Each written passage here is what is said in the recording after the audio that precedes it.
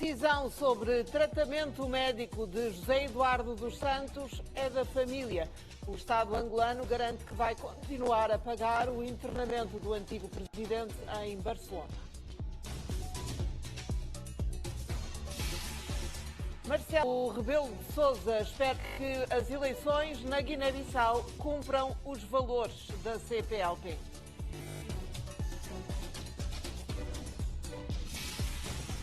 A China vai financiar a requalificação do aeroporto de São Tomé com mais de 95 milhões de euros.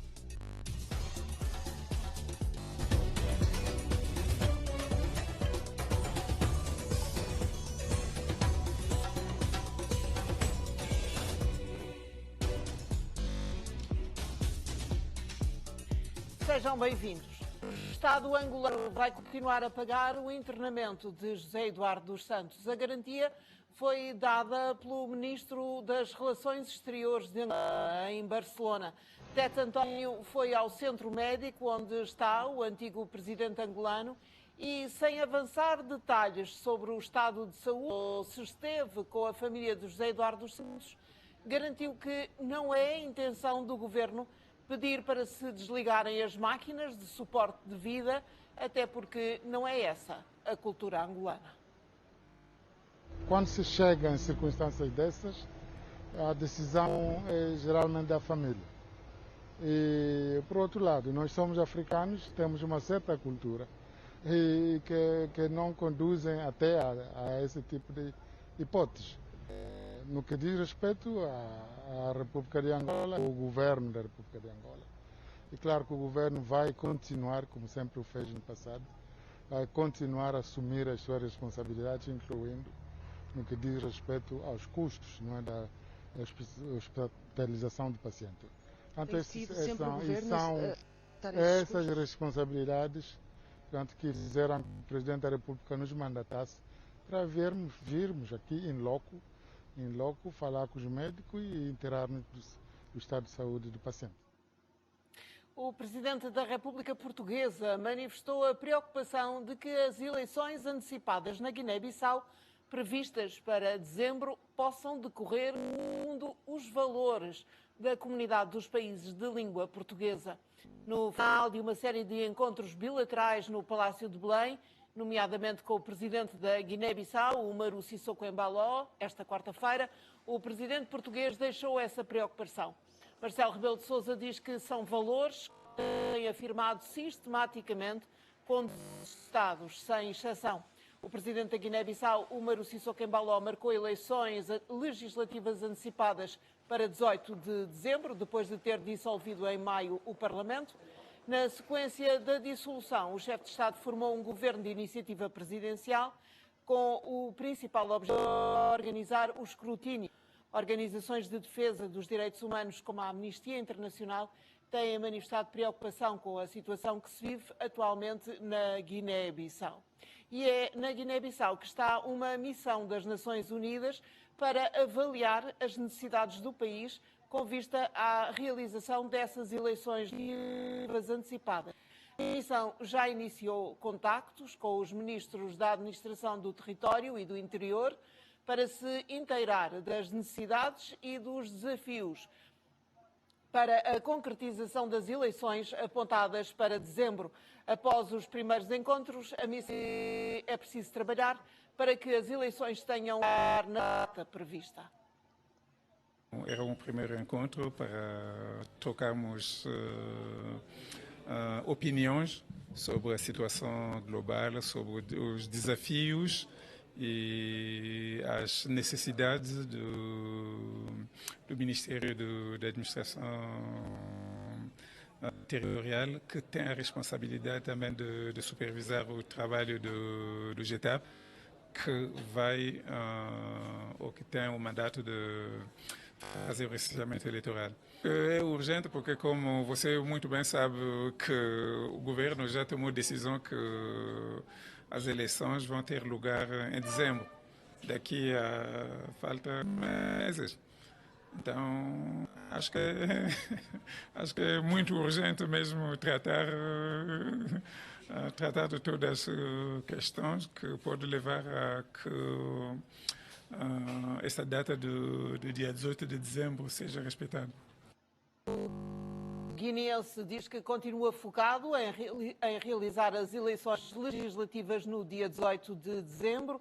A convicção é do Ministro da Administração Territorial, que avançou à imprensa o modelo do recenseamento a ser feito e da disponibilidade do Executivo na aquisição de equipamentos para o efeito. O ministro guineense da Administração Territorial e Poder Local afirmou que o governo está a trabalhar para que as eleições legislativas antecipadas tenham lugar a 18 de dezembro. Fernando falava aos jornalistas no final do encontro de trabalho com a missão das Nações Unidas na Guiné-Bissau para avaliar as necessidades do governo para fazer as eleições. E nós estamos a trabalhar com olhos fitos no dia 18 de dezembro e não qualquer outra data. Vamos no máximo. Agora, garantir aqui 100% que sim, tem que ser no dia 18, não estou em condições de dizer. Não estou em condições de dizer, primeiro, porque nós temos o país que nós temos. Fernando Gomes diz que, apesar das dificuldades financeiras, o governo mandou comprar material de recenseamento. No dia 8 de julho foi desembolsado o dinheiro para tanto a confecção, a fabricação de impressoras. Enfim, o dinheiro, nesse momento, o governo tem alguma coisa, mas que não é suficiente, não é, para, tanto, fazer a cobertura a toda.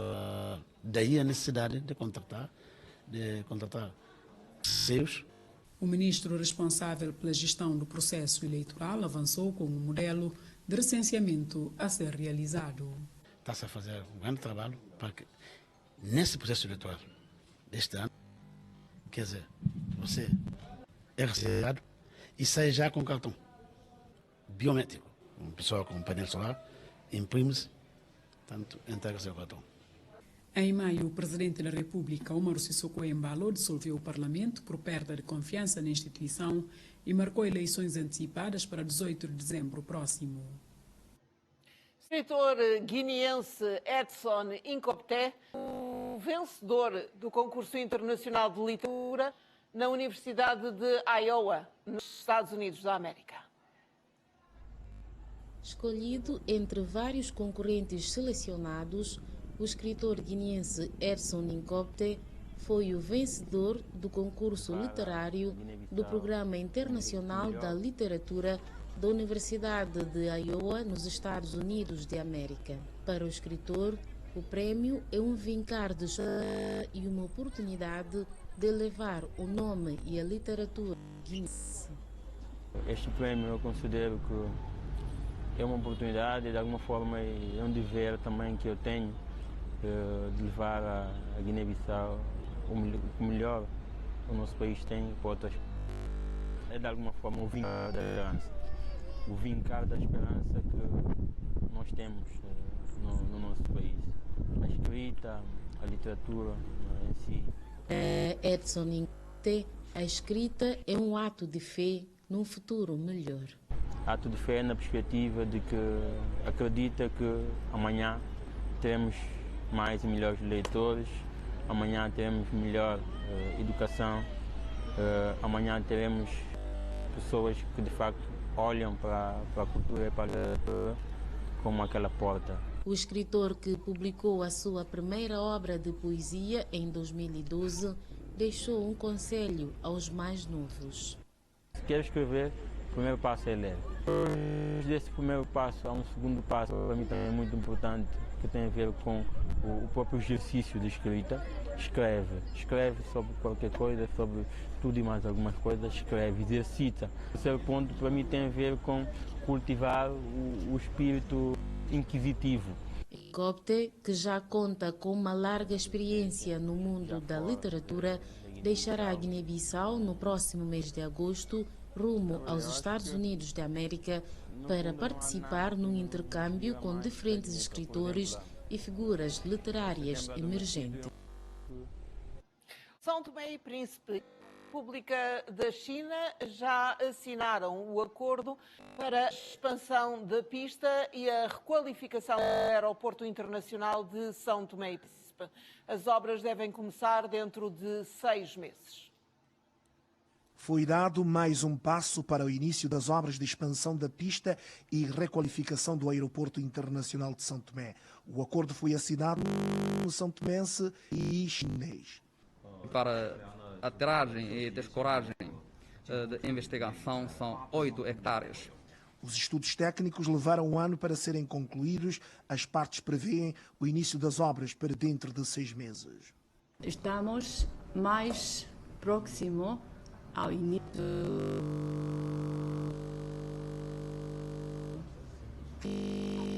que com a colaboração entre duas partes o mais rápido possível. O governo santomense considera este projeto como sendo estruturante, que elevará a capacidade operacional do Aeroporto Internacional de São Tomé e Príncipe. Esse projeto vai, acima de tudo, que nós começamos a desencravar o país, a criar possibilidade de aterragem de aviões de maior porte, de receber vários voos em simultâneo. Vai permitir a extensão da pista, sobretudo para o mar, em mais 6 km.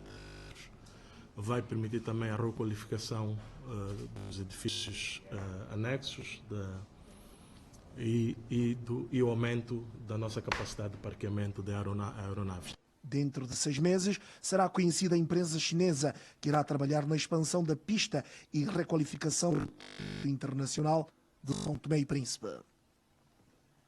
O Ministério Público São Tomense solicitou uma inspeção externa a um processo de empréstimo de 30 milhões de dólares feito pelo Governo em 2015. A informação foi avançada pelo Procurador-Geral da República à primeira comissão especializada da Assembleia Nacional. Kelvin Nobre de Carvalho esteve no Parlamento, foi ouvido pelos deputados da comissão sobre o caso deste empréstimo que voltou a ser notícia através do jornalista angolano Rafael Marques, no seu blog Maca Angola. Podemos a qualquer momento ir ao Ministério Público, termos o contacto com o processo, termos o contacto com o relatório feito pelo Ministério Público que leva ao arquivamento deste processo. Mas também que o Procurador-Geral da República nos disse é que o próprio Ministério Público santomense já solicitou uma inspeção externa a este processo. E ficamos satisfeitos em saber que isto vai acontecer. A qualquer momento, este processo estará sob uma inspeção externa para se ver tudo em relação a isso. O governo de Cabo Verde não persegue, não discrimina e não boicota a Câmara Municipal da Praia. A afirmação foi feita pelo membro da Comissão Política do MPD, Manuel Alves, em reação às acusações do PAICV sobre a gestão do município. Manuel Alves salientou que a incapacidade de gestão do presidente Francisco Carvalho fez com que, em pouco tempo, o conflito se instalasse no seio eleito do PAICV, com reflexos na governação. A incapacidade do presidente eleito fez com que, em pouco tempo, o conflito se tivesse instalado no seio dos eleitos do PAICV, com reflexos na governação da cidade da Praia. A ação de tutela inspectiva conjunta do Ministério das Finanças e do Ministério da Coesão Territorial realizou-se na sequência de denúncias que apresentaram documentos. Acrescentou ainda que a governação adotada por Francisco Carvalho tem resultado em perdas de oportunidades. A mobilização do Fundo do Praia, 170 mil contos, porque, contrariamente às restantes câmaras municipais, incluindo as do PAICV, não assinou a ordem irrevogável. O financiamento do projeto Valorizando o Nosso Espaço Público, financiado pela União Europeia, a Câmara Municipal, no mandato anterior, ficou em primeiro lugar, 1.000 contos. Por outro lado, indicou que só este ano o governo já enviou para a Câmara Municipal da Praia mais de 2.500.000 euros para a execução de projetos camarários, demonstrando assim, segundo Manuel Lopes, que a acusação de perseguição da parte do governo dita pelo é falsa. Em Portugal, o primeiro-ministro de Cabo Verde esteve reunido com os cabo-verdianos eleitos nas eleições municipais portuguesas, nomeadamente como deputados e vereadores. Durante o encontro, o chefe do governo cabo-verdiano disse que é preciso que haja mais envolvimento de cidadãos para aumentar o capital político, a notoriedade do país e defender os interesses da comunidade cabo-verdiana em Portugal. Uma grande novidade que estão a desempenhar cargos de vereadores de pais nos diversos municípios aqui em Portugal, outros que foram candidatos mas não foram eleitos. Isso significa que temos uma comunidade cabo-verdiana hoje muito mais interventiva. As eleitas afirmam que os de hoje em diante são muito. O meu desafio, portanto, sou Presidente da União das Freguesias, é melhorar a condição de vida das populações, nomeadamente em termos de espaço público, em termos, portanto, dos serviços de atendimento. Neste momento, principalmente, são severa. Uma oposição e a possibilidade de trazer à agenda política, ao debate político, questões que fazem a diferença na vida das populações e que são deixadas. Eu estou na vereação da Câmara Municipal de Cascais, na área da saúde, ação social e direitos no território, e o maior desafio que nós nos coloca atualmente é que estas três atuem de uma forma mais intersetorial e que promovam efetivamente o acesso aos direitos, uma maior equidade. Durante o encontro, o primeiro-ministro cabo-verdiano garantiu a retoma do programa Diáspora de Sucesso no próximo ano, criado pelo governo em 2017, depois de alguns anos devido à pandemia de Covid-19.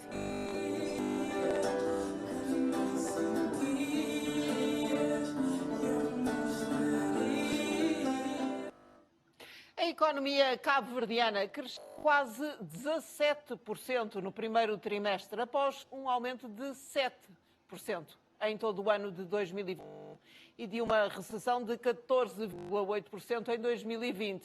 Isto segundo os dados provisórios divulgados hoje pelo Instituto Nacional de Estatísticas.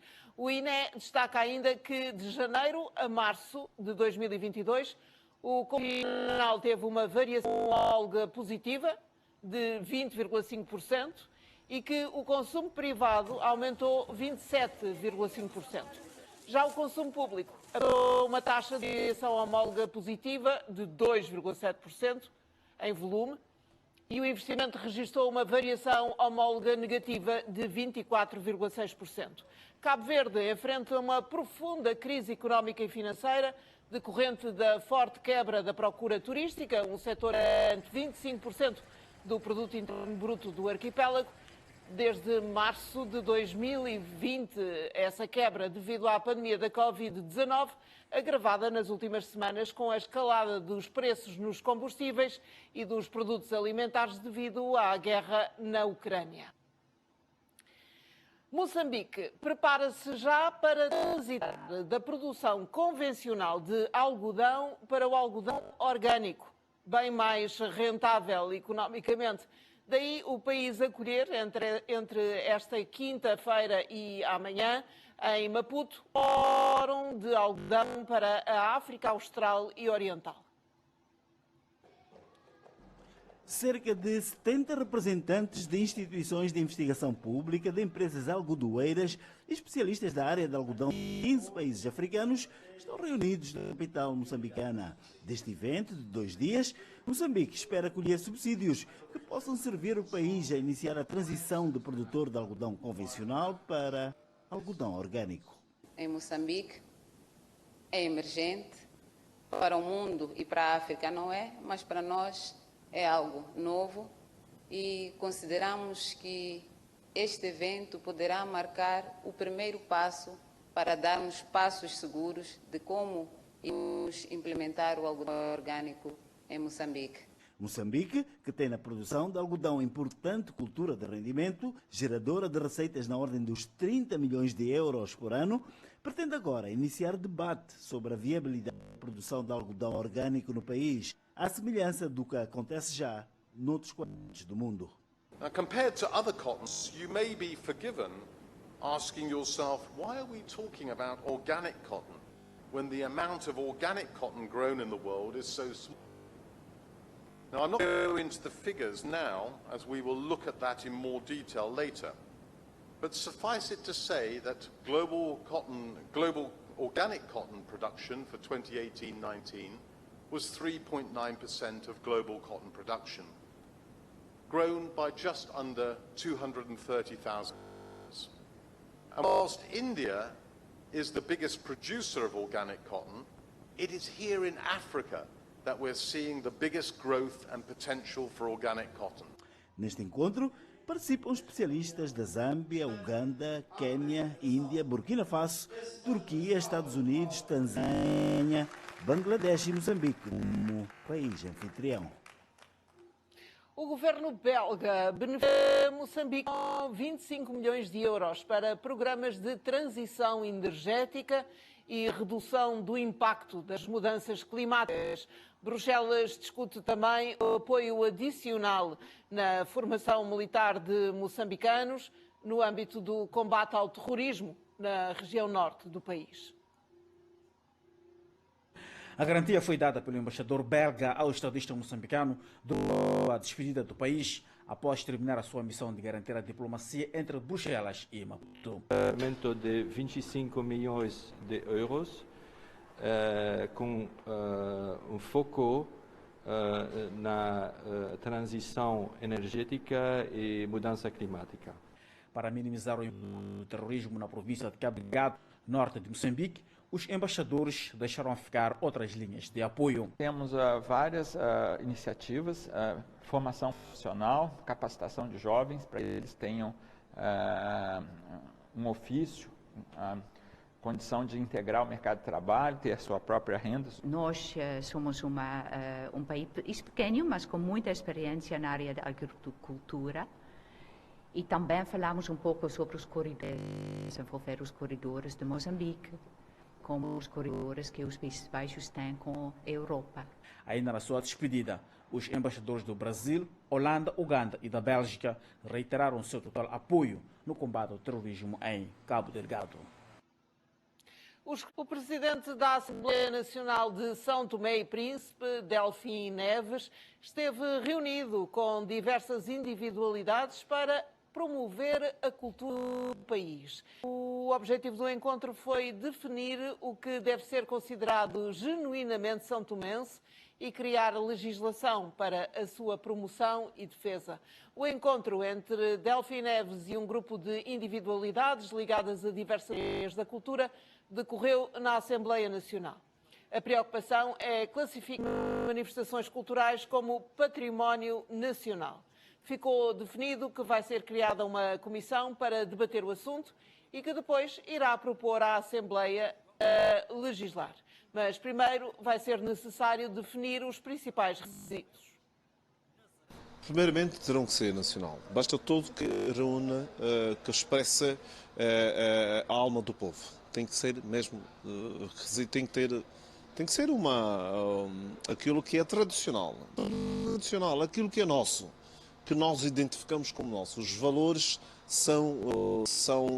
constituem portanto, a nossa conduta, pode expressar como a nossa conduta. Ela interfere no nosso dia a dia, nós nos identificamos com estes valores. Eu acho que são práticos para nós definirmos qualquer das manifestações que possam ser nacional, desde que conosco e, portanto, expressa a alma de um povo, de uma comunidade. Música e dança preencheram o Festival Regional Tradicional do Leste de Angola. O evento teve lugar na província da Lunda Norte e reuniu ainda grupos das províncias da Lunda Sul e Mochico. A iniciativa foi da Sociedade Mineira de Catoca e juntou num só palco a variedade cultural dos povos Chokwe. O leste angolano parou literalmente para uma animada noite de música e dança da cultura Chokwe.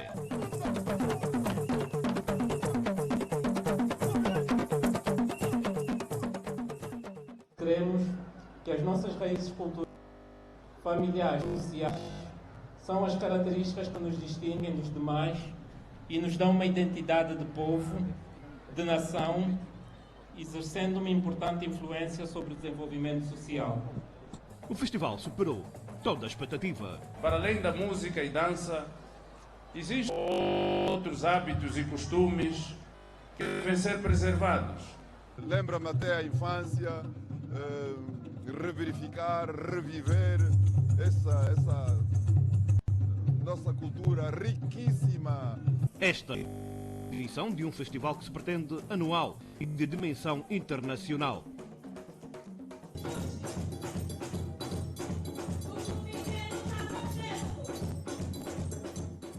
A cultura Lunda Chokwe é uma das maiores culturas do mundo. O Ministério da Cultura tem estado a promover ações desta natureza e continuaremos a colaborar para que atividades da mesma natureza possam continuar a ocorrer, não só na região leste, mas também estendê-la. Então este grupo vem da Lunda Sul para aqui para nos trazer. Música e dança tomaram conta da noite diante de uma plateia que não arredou os pés do local até ao final e sempre a vibrar ao som e os